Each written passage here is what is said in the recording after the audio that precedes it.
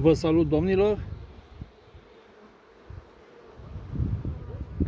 Aș vrea să încerc în toamna-iarna aceasta o nouă metodă.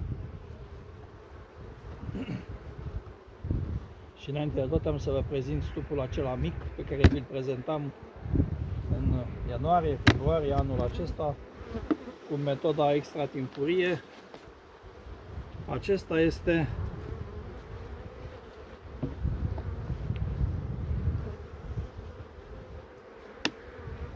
aș vrea să-l organizez pentru iarnă, adică pentru pregătirea pentru iarnă, nu e organizarea acum pentru iarnă. Și o să-i scoatem tot ce are miere.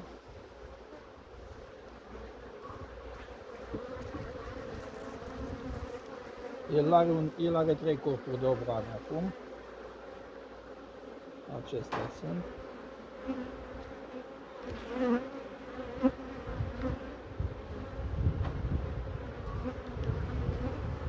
Am ales anul acesta un alt tip de exploatare, astfel încât stupul să stea cu miere în el tot timpul. Se și vede că are miere din belșug. Am să explic poate în altă ocazie care este filozofia din spatele acestei tehnici pe care o încerc acum.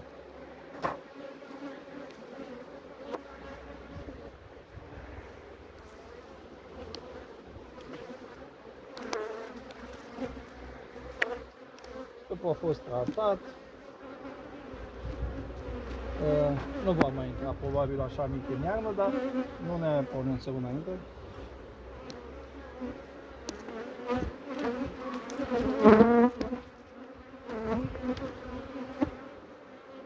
Știu că unii dintre cei care au văzut filmulețele îl tot căinau și ziceau că va muri, că nu s-a întâmplat asta. Iar cel care a fost mai mare dintre ei, că au fost 2, acela s-a dezvoltat și a și intrat în frigurile răuitului. Acum voi arăta doar ce are în el și voi spune apoi ce am de gând să fac cu el.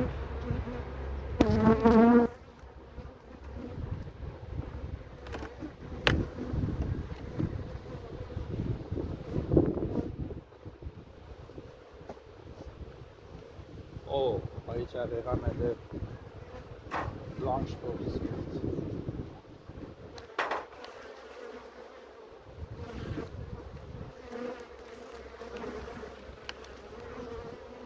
Anul acesta am pornit și un alt proiect pentru stup cu ramă scurtă. Înălțimea este aceeași, nu mai diferă lungimea.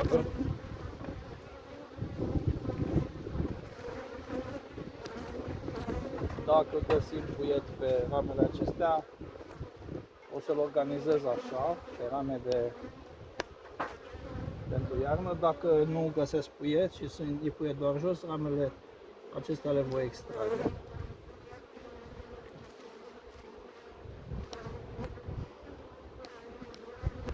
Au avut puiet cândva, dar acum nu au puietele.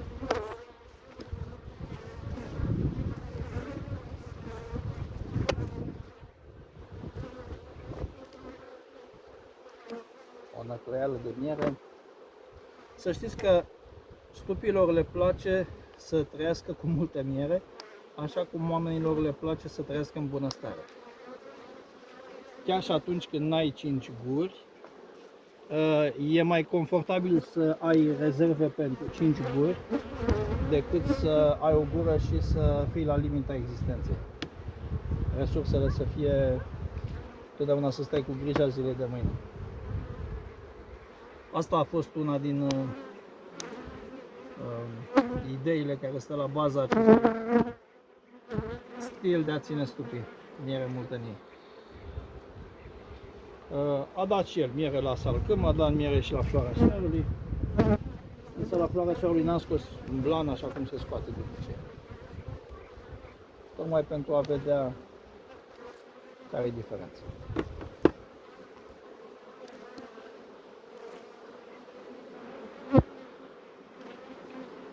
Suntem la început de septembrie.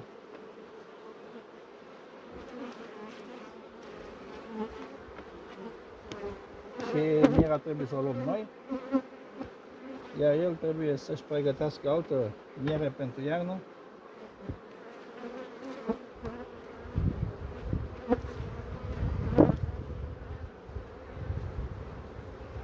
O năclăială. Ramele acestea fiind mai scurte, aveți nevoie aici de prosciutto. O adaptare. Se cresc mai ușor ramele așa în stup normal decât să le crești în roi. În roi se cresc totul greu și mai este ceva. Ramele care se încarcă și sunt în roi de regulă n-au și acesta se pare. Roii n-au o capacitate foarte bună de ventilare și o să vă arăt dacă acesta este lăsat fagurele din cauza căldurii și din cauza faptului că a fost încărcat cu miere. N-aș exclude aici și calitatea fagurelui artificial, dar nu este principalul factor. Dacă nu are suficient, dacă fagurele este foarte încărcat și este proaspăt, clădit, e totuși sensibil. Da. Aici, într-adevăr, așa s-a întâmplat, fagurele acestea s-au lăsat. Deci nu are priet aici.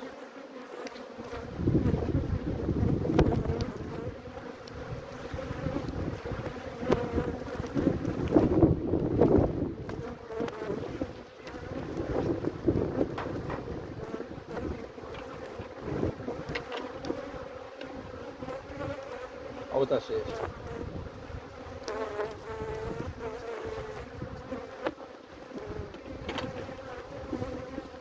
Acolo e ceva ce se numește chinuială, ca să dea chinuie să scoți să tai fagurile de acolo. Însă vreau să mă uit să văd ce puiet are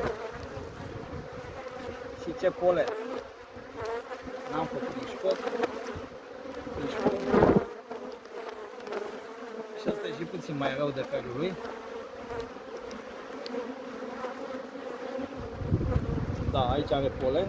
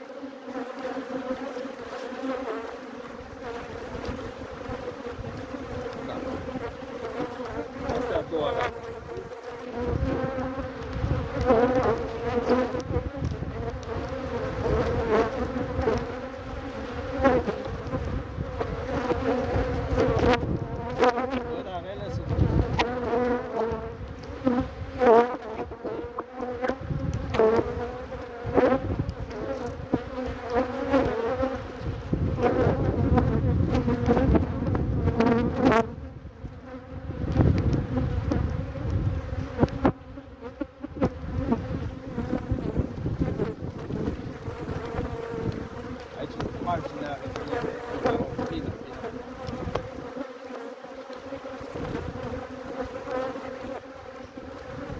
Să vedem până unde e prieten.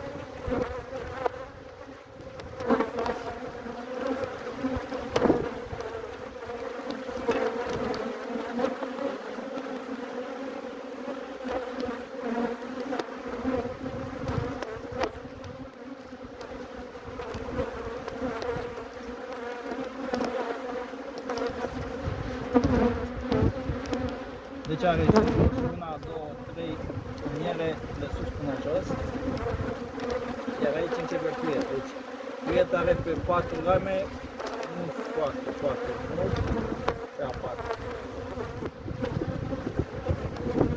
O să opresc filmarea aici, mă duc să fac fum și nu stați după mine. Am să-i pun jos o ramă.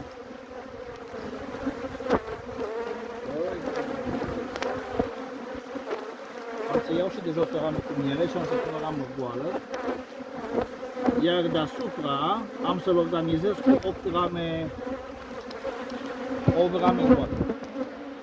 Și apoi o să vedem cum procedăm mai departe. Numai bine!